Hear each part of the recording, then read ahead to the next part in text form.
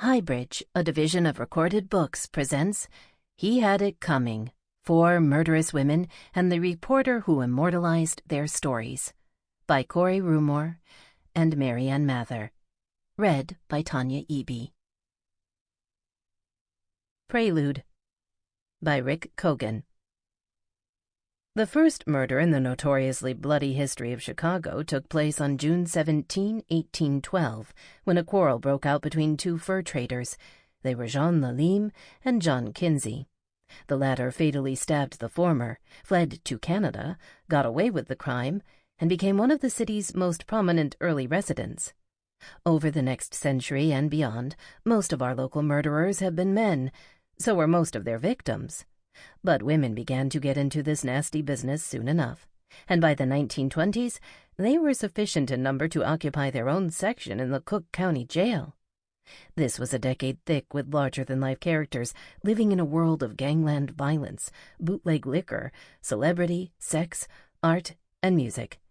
Morals were loosening, societal bonds relaxing, and the combination of bootleg gin and guns was becoming an increasingly dangerous one. There were plenty of stories to fill the pages of the many daily and weekly newspapers in the city, all of them fighting for readers and for those unusual stories, man bites dog, that would grab their eyes. Female killers perfectly fit that bill. You would have heard then, as you can now, that female murderers are rare. True enough, and that is why the media, which in the 1920s meant exclusively newspapers, eagerly sensationalized their crimes. The latest available statistics from the U.S. Department of Justice, covering the years 2003 to 2012, show that 88% of homicides are committed by men. In this remarkable book, you will hear about some of the more interesting of these women, a group that comprised Murderess Row, a then new section of the county jail reserved for women waiting to stand trial for murder. In 1924, there were more than a dozen women there, most accused of killing a husband or lover. In general, the mood from cell to cell was surprisingly sunny. The women received fan mail and flowers. Some cut one another's hair, gave one another manicures, and discussed cosmetics and fashion. These damsels did not feel in any great distress, knowing there was a long-standing tradition of all-male juries failing to convict attractive females of murder, despite what was often a mountain of evidence. As uncommon as were female killers, so were female newspaper reporters. Newspapering at the time was a raucous and male-dominated realm, slowly crawling its way from the dusty past into the fast-moving modern century. At the dawn of the 1920s, city delivery of the Tribune was still accomplished with more horse-drawn wagons, 68, than motorized trucks, 48. But newspapers, specifically this one, had begun to get with the times. Some of that came in efforts to offer stories aimed at female readers, especially in the Sunday editions. Female editors and writers were hired in the hope that they could provide stories from a woman's perspective for this new female audience. Fanny Butcher became the paper's literary editor in 1913, and Mary King was named the Sunday editor 2 years later. Slowly, fueled in part by the success of the women's suffrage movement that gave women the right to vote in 1920 and the what does it all mean psychological restlessness in the wake of the horrors of World War I, the newsroom began to feature more women, and some started to do more than fetch coffee or run errands for the guys.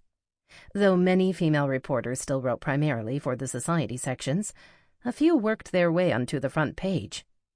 Into this male milieu in February 1924 walked Maurine Dallas Watkins.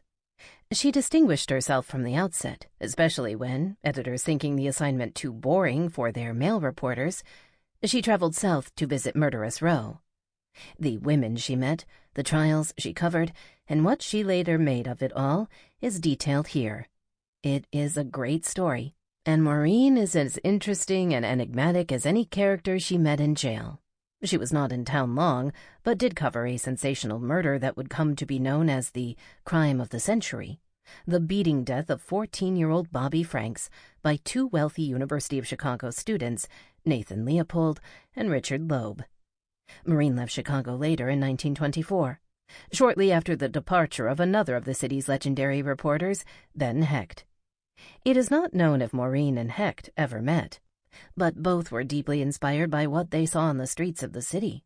Hecht and his newspaperman pal, Charles MacArthur, wrote The Front Page, the play that forever defined the rough-and-tumble newspaper business. Maurine wrote Chicago. It seems somehow fitting that she beat the boys to the stage. Chicago premiered on Broadway in 1926. The Front Page, 2 years later. Foreword by Heidi Stevens. The story behind the story that eventually became the movie Chicago could, itself, be a movie.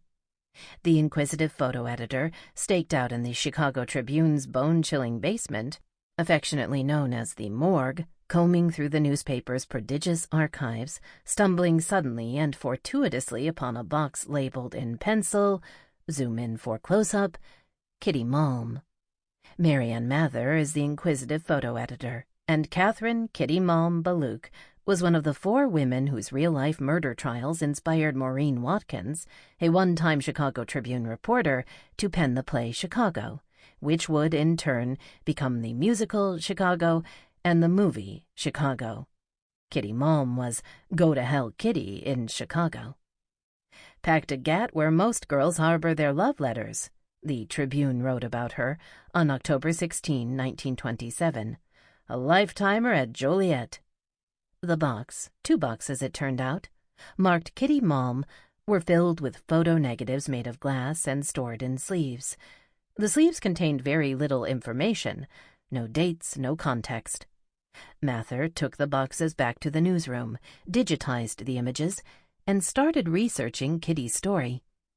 She quickly discovered Kitty's connections to Chicago, both the city and the musical. This led her to search for and find the other 3 women whose stories would, eventually, become Chicago. They were Beulah Annan, who inspired the character Roxie Hart, Belva Gardner, who inspired the character Velma Kelly, and Sabella Nitti, who inspired the character Hunyak. The Tribune had glass plate negatives of all of them. Mather teamed up with Tribune graphic artist Kori Rumore to research the women's stories, as well as the story of Maurine Watkins, the writer who brought them, or some approximation of them, to the stage and screen. It seems possible Beulah and Belva committed the crimes they were accused of, Mather said. It's not obvious for the other 2. Their research spanned 4 years and uncovered layers that never made it into the film and theatrical versions of Chicago. When I tell people I found these photos of the real women that the Chicago women are based on, they say, "Oh, those were real women?" Mather said. All of these women came to Chicago from someplace else, and they all ended up going somewhere after here, Rumore said. They all have backstories.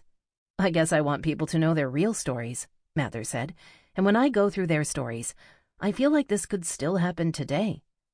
Perhaps we, the culture, we the media, would parse our words more carefully today when speaking of 4 women, each arrested and accused of shooting a man to death. Belva Gardner, another of those women who messed things up by adding a gun to her fondness for gin and men, was acquitted last night at 12:10 o'clock of the murder of Walter Law, Maurine Watkins wrote on June 6, 1924. So drunk she didn't remember whether she shot the man found dead in her sedan. Perhaps we wouldn't. Swirling in the background as Mather and Rumore conducted their years-long research were the rumblings and reverberations of the #MeToo movement, a presidential candidate bragging on tape about grabbing women by their genitals, that same presidential candidate leading his supporters in chants of lock her up against his opponent, a country bitterly divided over a Supreme Court nominee accused of sexual assault, and the eventual swearing in of that nominee. So much of what we've been finding feels like it hasn't changed, Rumore said. The accused women being described first and foremost by their appearance. The accused women with a pleasing appearance having a far easier time winning over the public and their juries. The accused women struggling to make their authentic voices heard above the din of a media-driven narrative. I asked Mather and Rumore if the women stayed with them, whether and when they found their thoughts turning to Belva and Beulah, Kitty and Sabella, Maurine Watkins. I think about Maurine a lot, Rumore said. There's so much about her we don't know. She never married, she never had kids, She never followed the traditional path. She had an advanced education, and it seemed like at first, with the success of Chicago, she had every resource at her disposal to do further work of that same caliber, but it just didn't happen. I think about what happens when the first thing you write is the most successful thing you'll ever write in your lifetime. Where do you go from there? I carry these women around with me on a daily basis, Mather said. Whenever I see an immigration rally, I think about Sabella and the Sabellas of today and how they're maybe not being heard or not being understood. Sabella was born and raised in Bari, Italy. She was compared to a farm animal in news coverage. At the time of her trial, she spoke and read almost no English. When she was convicted, she didn't understand the words spelling out her fate. I think about how we get the Sabellas into boardrooms and meeting rooms to make sure these types of things don't happen again, Mather said. I think about that a lot. I also think about the Beulahs and the Belvas of the world. Whenever I see a famous woman on screen, I think about the way people shape and use their image. In the media, Rumore said, but also on Instagram, on Facebook, and Twitter. Can you imagine if Belva and Beulah had Instagram? Mather said. So many selfies in those jail cells. It all feels relevant today, Mather added. Relevant and revealing. I think you'll agree. Chapter 1. The Women of Chicago. Maurine Watkins was hired as a reporter for the Chicago Tribune in February 1924, without any previous professional journalism work to her credit. As Maurine explained in a 1928 interview with Lillian G. Jenn, I wrote a letter to the city editor of the Chicago Tribune, and he asked me to call. The first question he shot at me was whether I had had experience or had ever worked on a newspaper before. I told him I hadn't, and he wanted to know what made me think I could work on one. That flustered me a bit, and, a little too frightened to answer, I arose to go. But he snapped at me to sit down and gave me a job. For the next 8 months, Maurine covered a string of sensational crimes, headlined by 4 murder cases perpetuated by women. These women, brought together under the tabloid glare, form the basis for what has become Chicago, a $2 billion entertainment franchise featuring A-list celebrities, a hit Tony Award-winning Broadway musical, and an Oscar-winning movie. Maurine drew on her access to women accused of murder inside Cook County Jail as the inspiration for a 3-act play, A Brave Little Woman, the first play she wrote at the Yale School of Drama in 1926. It was renamed Chicago when it debuted on Broadway later that year. The experiences of the play's lead character, Roxie Hart, closely resembled the same plot twists that played out during the real-life trial of Beulah and Ann. A pregnancy claim, a defense built on both the murderess and her lover reaching for a gun, an acquittal from a sympathetic all-male jury, and reporters and photographers at the ready to record the day's drama.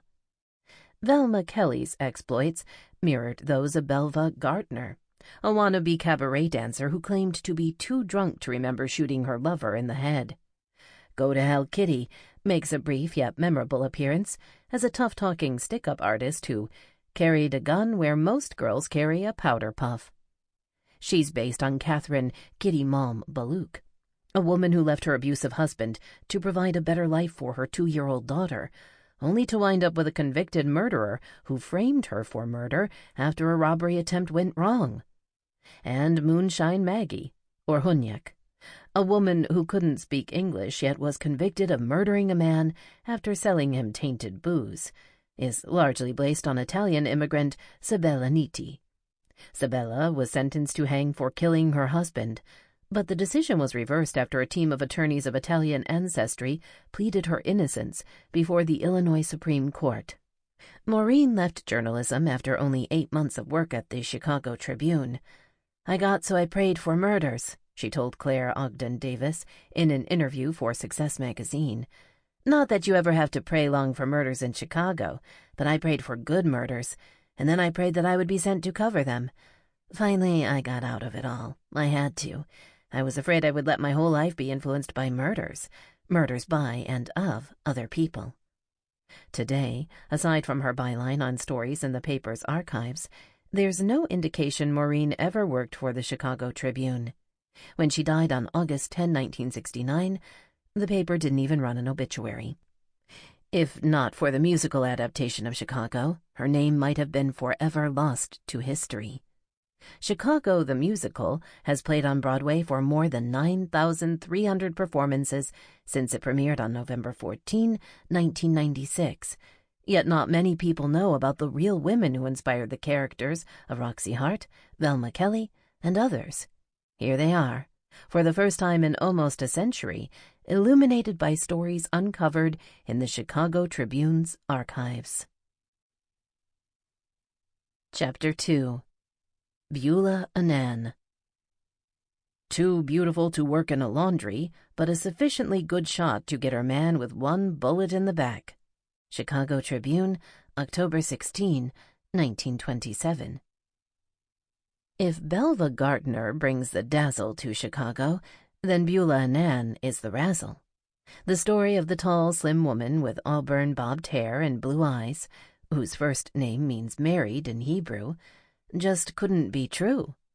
Already twice married and a mother by the age of 24, neither marriage nor motherhood seemed to satisfy Beulah. She met Harry Kolstedt, a married man who had a 6-year-old daughter, at work. Walks together quickly progressed to drinks at her apartment while her husband, Albert Annan, was away working.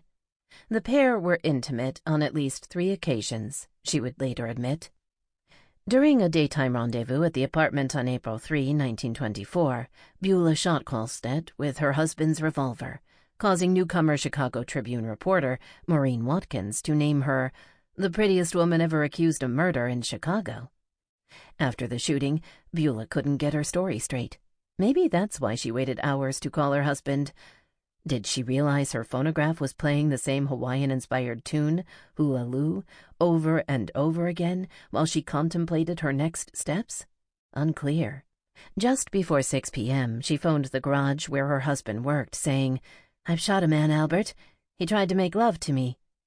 Annan rushed home in a taxi, found his wife covered in blood, and called the police, despite her urging him not to.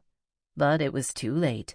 Sergeant John O'Grady at the Wabash Avenue station was already on the other end of the line. "I've just killed my husband," Beulah shrieked into the receiver, then hung up the phone.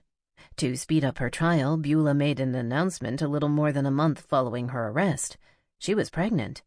Was there any way a jury composed of all white men would convict a pregnant woman? Not likely, and she knew it. Her plan worked. She was found not guilty, and a baby never materialized. Beulah's infidelity would lead to Prohibition-era notoriety. Maureen used her real exploits, the affair, the shooting, the trial, the aftermath, to craft the character of Roxie Hart and provide the basis for Chicago. Biographical details. Domestic turmoil marked Beulah's childhood. Her parents, Utica, Kentucky farmer John Sheriff and his wife Mary, separated just after Beulah's 8th birthday. One of the local newspapers, the Owensboro Messenger, reported that Mary filed for divorce after John kicked her and their child out of the family's home. Mary claimed that, for some time before their separation, John treated her cruelly and displayed such an outrageous temper as to indicate that her safety and possibly her life were endangered. She petitioned the court for $25 in temporary alimony, or about $670 in today's dollars, and $1,000 in permanent alimony, almost $27,000 in today's dollars. Nothing was said regarding who would get custody of the child. Beulah married for the first time when she was just 15, crossing the Ohio River by boat to marry 22-year-old Owensboro Enquirer mechanical department staffer Perry Stevens in Rockport, Indiana, on February 11, 1915. It's likely Beulah lied about her age on the marriage certificate, adding 4 years to avoid an Indiana requirement for parental consent for marriage for those under age 18. Beulah gave birth to a son, Perry Stevens, Jr., on August 8, 1916. Divorce soon followed, however. The child went to live with his paternal grandparents, who threw an outdoor party for his 2nd birthday at their home. Games and music were enjoyed, according to the August 13, 1918 Owensboro Inquirer. A noted absence from that party's guest list, Beulah. In an interview late in his life, Perry Stevens, Jr. said he didn't have any recollection of his mother. She was never mentioned in my presence. Beulah had moved on, to Chicago. She was married again, this time to a mechanic named Albert and Ann. They met in Louisville, Kentucky, and became husband and wife in Cook County on March 29, 1920. Ann, who was 7 years older than Beulah, worked long hours and earned up to $60 a week, or about $880 today. They shared a small apartment in the 800 block of East 46th Street in today's Bronzeville neighborhood. For more than 2 hours yesterday afternoon, Mrs. Beulah Nan, a comely young wife, played a foxtrot record named Hula Loo in her little apartment at 817 East 46th Street. Then she telephoned her husband and reported that she had killed a man who tried to make love to her. Chicago Tribune, April 4, 1924. The incident. The news of Kolstadt's murder made the front page of the next day's Chicago Tribune with the headline, "Woman Plays Jazz Air as Victim Dies." It was next to a tale of 3 Chicago police officers who responded to a call of "something's doing," only to discover it was a woman giving birth to a 10-pound baby boy whom she would name Mike, possibly after one of the officers who assisted in the delivery, Michael Catlin. Stories at the top of that page covered construction of the expected $40 million, 23-story Palmer House Hotel and cash offered for Democratic votes to support current Illinois Governor Len Small, who had been acquitted of embezzling millions of dollars while he was state treasurer. Small would win re-election, despite a Tribune editorial declaring him the worst governor the state ever had. We don't know which Chicago Tribune reporter wrote the first story following Kolstadt's murder in the Annan apartment. There's no byline or credit given. Yet it captures the confusion, or downright deception, the murderess created to hide her guilt. With her lover's body slumped against a wall in her bedroom, Beulah told police at least 2 versions of the events that led to Kolstadt's murder. But not before Albert Annan tried to shoulder the blame by telling police he killed Kolstadt himself. They weren't buying it. Beulah's first story: she killed Kolstadt to save her honor. "He came into my apartment this afternoon and made himself at home," she said. "Although I scarcely knew him, he tried to make me love him. I told him I would shoot. He kept coming anyway, and I did shoot him." Investigators, who had brought Beulah into the Hyde Park police station for questioning, weren't making any progress. So they took her back to the apartment and started asking detailed questions. What about the blood on the phonograph? What about the wine and gin bottles and empty glasses? Why was Kolstadt shot through the back? Her second, more sober attempt: she was angry Kolstadt was leaving her. "I'd been fooling around with Harry for 2 months," she said.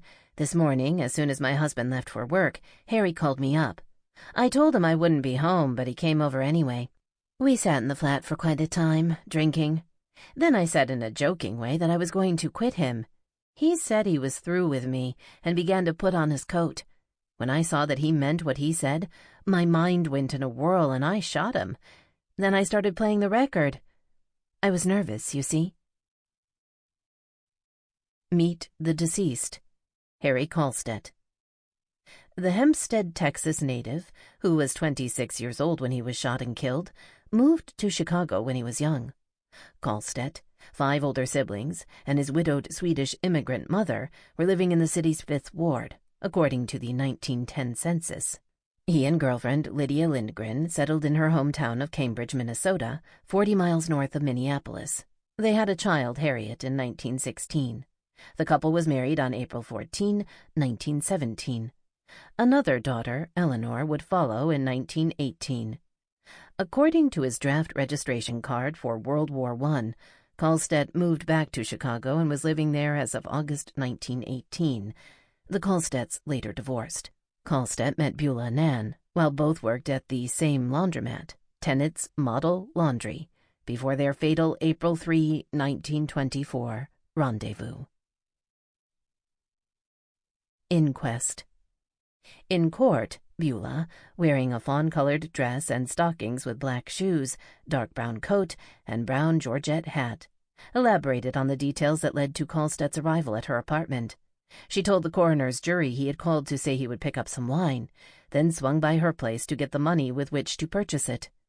About an hour into their 2-quart, or was it a gallon, wine tasting, Beulah began to tease her lover about his time served for a statutory offense in his home state of Minnesota. In response, Kolstedt told Beulah she was no good. Her lawyer, the Irish-born W. O'Brien, who several years later would survive a hail of bullets intended for his client and Northside gang leader, Jaime Weiss, concocted another version of events. "Both went for the gun," O'Brien said. Beulah reached it first. Kolstedt then turned and reached for his coat and hat, but didn't make it that far. "Why?" "Darned good reason. I shot him," Beulah answered. When questioned on the stand, Albert Annan acknowledged the gun belonged to him and recalled finding the body of a man he did not know. He was more forthcoming with police the night of the incident, saying, "I've been a sucker, that's all. Simply a meal ticket. I've worked 10, 12, 14 hours a day and took home every cent of my money. We'd bought our furniture for the little apartment on time, and it was all paid off but $100. I thought she was happy. I didn't know." Upon being charged with Kolstedt's murder and facing the possibility of the death penalty, Beulah powdered her nose, took the money her husband had borrowed, and went back to jail to await developments. Awaiting trial. Albert Annan immediately returned to work, gathering what money he could to pay for his wife's defense. "Tell her I'll stick. That's all, that I'll stick," he told reporters. Beulah, meanwhile, lamented the restrictions of cell-block living. "They won't even let you have cold cream and powder." Reporters were given extraordinary access to women awaiting trial in the Cook County Jail, especially those charged with murder and living on a floor deemed Murderess Row. Here, outside of court, inmates could plead their cases with the scribes, hoping for front-page write-ups. With nothing but time on their hands, the women were rivals for headlines.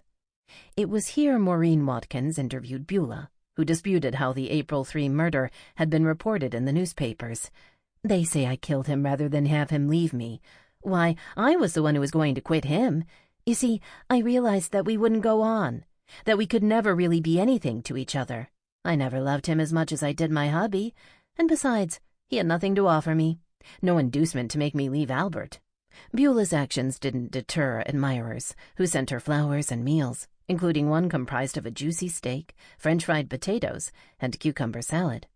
As family members visited, excluding her father, who refused to travel to Chicago, Beulah grew more determined in proclaiming the shooting was justified. "My defense will be that if I had not shot him, I would now be dead," she said after a family visit.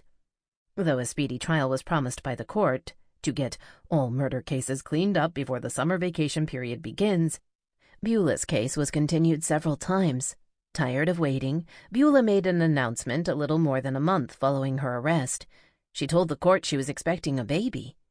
Her timing was ingenious. The court had a 4-term rule, meaning Beulah's case could not be continued for more than 4 terms of court without her consent. If her case was brought to trial before fall, then her pregnancy could be considered by the jury. Even if she were found guilty, then an execution would be delayed until after the child was born, assuming Beulah was actually pregnant. A poll of women on Murderess Row, taken for a May 9, 1924 Chicago Tribune story by Maurine Watkins about Beulah's fate, was clear. All believed she would escape death. "A woman never swung in Illinois," one said triumphantly. "A jury isn't blind, and a pretty woman's never been convicted in Cook County," said another. Trial. The 12 jury members were chosen on May 22, 1924, and Beulah's trial was ready to proceed. Almost as many were excused from the trial for telling the court they believed her guilty. "Too damned many women getting away with murder," growled one of them. One was let go for saying she should be acquitted. "Kolstedt got what was coming to him, the fool, in a married woman's apartment," he said. In a blow to Beulah's defense, the judge admitted all of Beulah's supposed confessions. The one where she said she had killed Kolstedt to defend her honor, the one where she admitted to shooting him in the back as he turned to leave her, and the one where her attorney said it was both lovers who reached for the gun. Sample complete. Ready to continue?